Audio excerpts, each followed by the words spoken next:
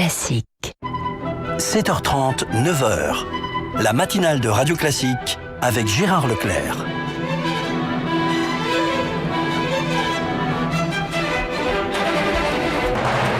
L'invité politique sur Radio Classique et LCI.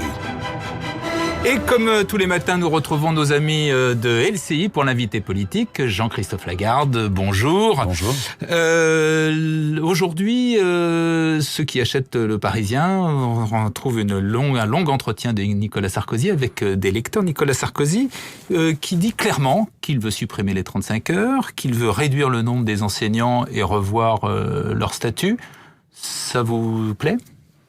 Bon, surtout, ça m'inspire que les programmes sont pas prêts, parce que c'est pas dans une interview, entre guillemets, en quelques mots, qu'on peut dessiner une nouvelle France. Réduire le nombre d'enseignants, je crois que ce serait une erreur. Tout simplement parce qu'on était arrivé à la fin du quinquennat de Nicolas Sarkozy, à une limite. On le voyait bien dans l'école primaire. Même s'il y avait sans doute pas besoin de recruter, et pas les moyens de recruter 60 000 enseignants, il fallait refaire un effort dans l'école primaire. Mais en tout cas, il ne faut pas en supprimer. Mais depuis 34 ans, le débat politique se contente de dire...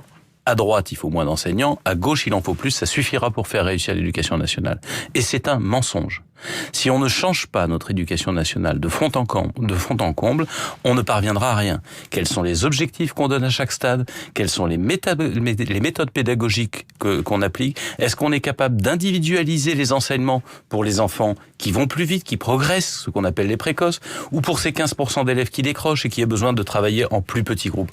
On doit changer cette espèce de logique technocratique de l'organisation de l'éducation nationale, et en même temps ce débat stupide et stérile sur plus d'enseignants ou moins d'enseignants, c'est la seule clé.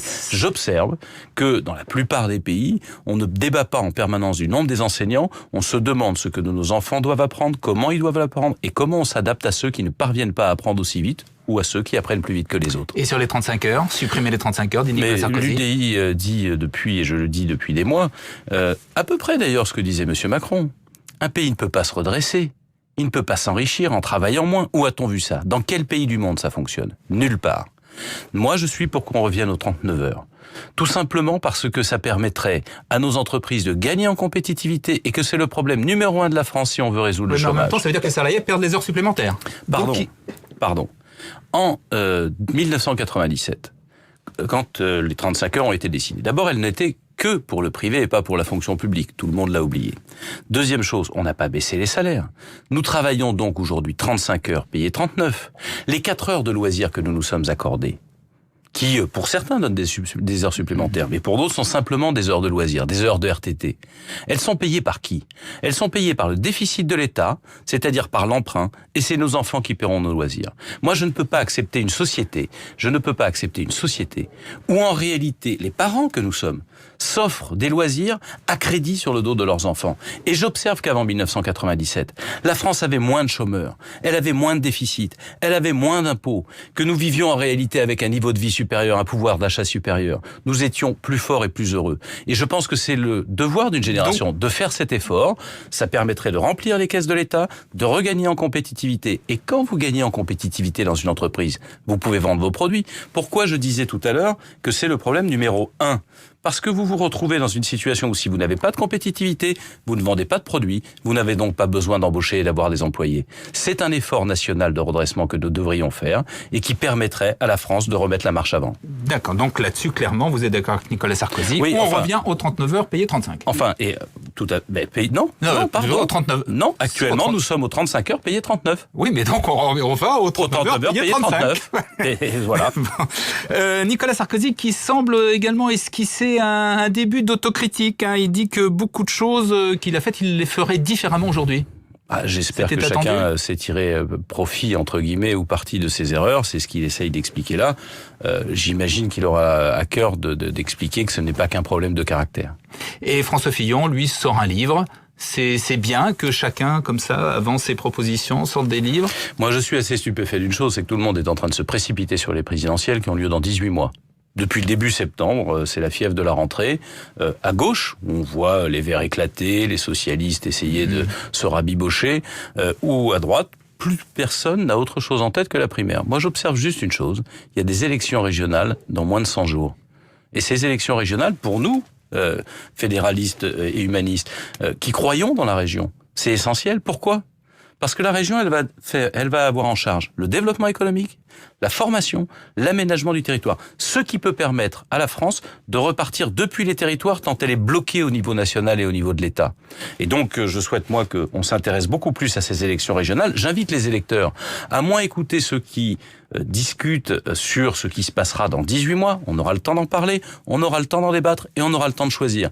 Mais par contre, là, dans moins de 100 jours, dans chaque région, dans chaque nouvelle grande région de France, il va y avoir de nouveaux exécutifs, des projets régionaux à décider, des politiques structurelles à inventer, des administrations à fusionner, bref, des choses qui concernent la vie quotidienne, mais en même temps notre capacité à redémarrer le pays, parce que c'est dans les territoires que la France redémarrera, pas depuis Paris seulement. Oui, mais justement, vous le dites vous-même, la liste des candidats à la primaire s'allonge, et côté UDI, il se passe rien.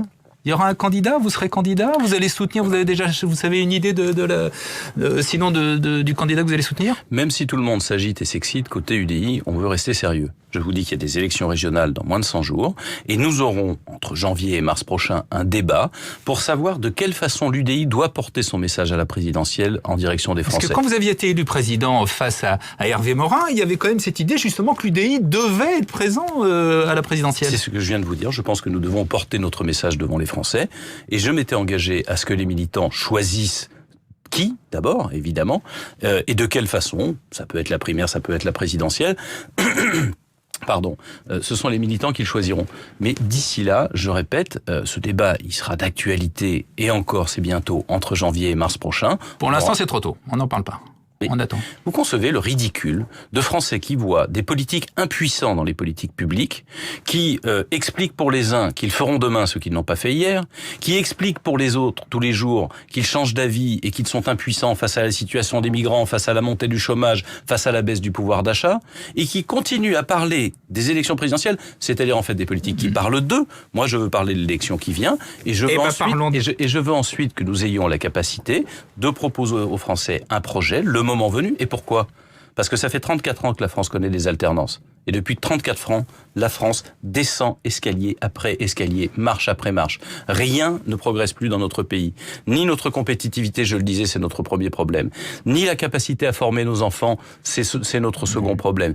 Ni notre capacité à vivre ensemble avec cette crise civique que nous connaissons et ce manque d'envie d'avancer ensemble. Voilà la réalité. Alors, on aura le temps de débattre de ça. Je pense que 12 mois pour une élection présidentielle, c'est largement suffisant. Alors, effectivement, le prochain rendez-vous, c'est les régionales. Vous les sentez comment ? On va vers un raz-de-marée de la droite, non ? Qui est unie, la droite républicaine ? Je pense que si les Français veulent amorcer un changement, ils ont la possibilité, lors de cette élection régionale, de permettre à l'opposition, l'UDI et les Républicains, de faire un grand chelem. Pour cela, il faut que les équipes... C'est votre objectif, le grand chelem, toutes les régions, non, je pense que c'est régions. possible parce que je crois que les Français veulent balayer ceux qui leur racontent des histoires depuis trop longtemps. Victoire y compris donc en Île-de-France, qui est votre région. Je souhaite évidemment une victoire en Île-de-France. C'est la première région française en termes de potentiel économique. Malheureusement, elle est en panne depuis 18 ans. Et ce n'est pas parce que les socialistes ont choisi de masquer le bilan de M. Huchon en sortant du chapeau il y a quelques semaines M. Barthelone que ça arrange les choses. Est-ce que les transports en Île-de-France ont progressé depuis 1998, c'est-à-dire l'arrivée au pouvoir de M. Huchon ? Non. Est-ce que la même majorité va faire mieux ? Je ne le crois pas.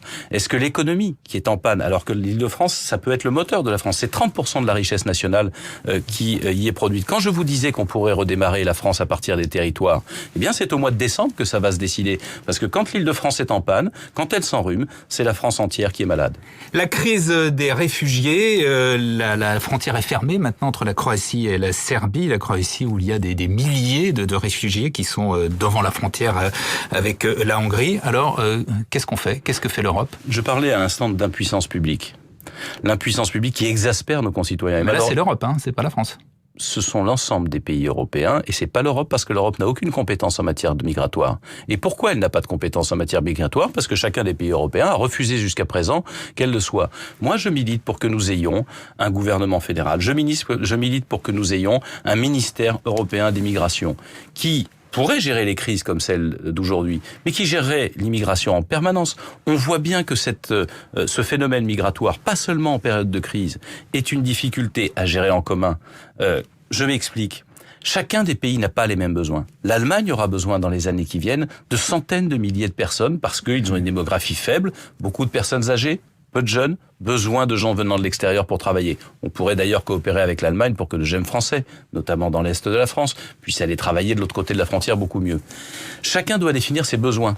Combien de personnes il aura besoin dans les 3, 4, 5, 6 ans et dans quel type d'emploi, dans quelle catégorie, dans quelle formation.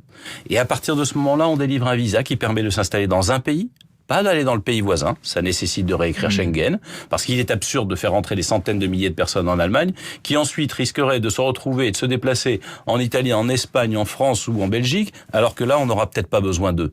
Je pense qu'il faut que nous gérions ça en commun. Chacun définit ses besoins. On fait rentrer les personnes dont ces pays-là ont besoin dans leur espace, et puis on conditionne l'aide européenne au développement, vis-à-vis des pays d'où proviennent ces gens, à leur coopération, à leur acceptation du retour des clandestins, de ceux que nous n'aurons pas acceptés. C'est une nécessité vitale. Dans l'immédiat, il y a ces milliers de réfugiés qui arrivent, qui sont là. Est-ce qu'on applique les quotas, comme l'a demandé la Commission? Est-ce que, momentanément, temporairement, on s'interdit pas de remettre des contrôles aux frontières, comme l'a dit Manuel Valls? Le contrôle aux frontières peut ponctuellement être utile, à mon avis d'ailleurs, plus en période d'attentats terroristes et de difficultés de cette nature que de vagues migratoires. Je veux observer qu'en termes de vagues migratoires, et j'entends souvent les Le Pen raconter ce bobard, il y avait des contrôles aux frontières avant. Il y avait tout autant de gens qui venaient clandestinement dans notre pays. La question d'ailleurs, en l'occurrence, n'est pas seulement du fait qu'ils y viennent, c'est qu'il faut se donner les moyens de les accompagner, et c'est pour ça que je dis qu'il faut être capable de conditionner notre aide au développement à leur coopération pour le retour des clandestins dans leur pays. Parce qu'aujourd'hui, il y a beaucoup de pays qui refusent de les reprendre. Ça, c'est le premier élément. Sur la crise actuelle, je me suis exprimé dans une tribune la semaine dernière dans un grand quotidien du soir, comme on dit. Je crois qu'il faut bien dissocier les choses. Il y a les demandeurs d'asile, très peu nombreux, les vrais demandeurs d'asile en réalité, et c'est un problème franco-français, même si on devrait harmoniser au niveau européen le droit d'asile, qui fait qu'on a beaucoup de faux demandeurs d'asile, et qu'on met non pas 2-3 mois, aux Pays-Bas, je crois qu'ils mettent quelques jours à juger si la personne est réellement un demandeur d'asile ou pas, on y met entre 18 et 24 mois. Donc il faut accélérer les procédures. Mais bien sûr. Mais attendez, pourquoi les Pays-Bas sauraient le faire en quelques jours et nous en 24 mois? Oui, mais premier point, c'est cela. Deuxième point, ce sont les réfugiés. Ceux-là ne sont pas des migrants, comme on le dit. Ce sont des gens qui fuient la barbarie de Daesh, qui fuient un génocide, et qui, quoi que vous fassiez, quelques contrôles aux frontières que vous fassiez, chercheront à franchir. Regardez les milliers de morts en mer. Nicolas Sarkozy dit que quand la guerre sera terminée, ils devront retourner chez eux. Je considère que ça n'a aucun sens. À partir du moment où ils sont installés là, d'abord on ne connaît pas l'issue de cette guerre, puisque pour l'instant on refuse de la faire, le délai qu'il faudra pour l'issue de la guerre, mais pardon, quand ils sont accueillis ici, on va les garder temporairement comme un poids pour la société pendant 1, 2, 3, 5, 10 ans? Non, on va en réalité les intégrer, et c'est ce qu'il faut faire rapidement, d'autant plus qu'ils seront des moteurs pour l'économie au lieu d'en être des poids. Merci Jean-Christophe Lagarde, merci à nos amis de LCI. Sur Radio Classique, on retrouve Sophie Paolini dans un instant.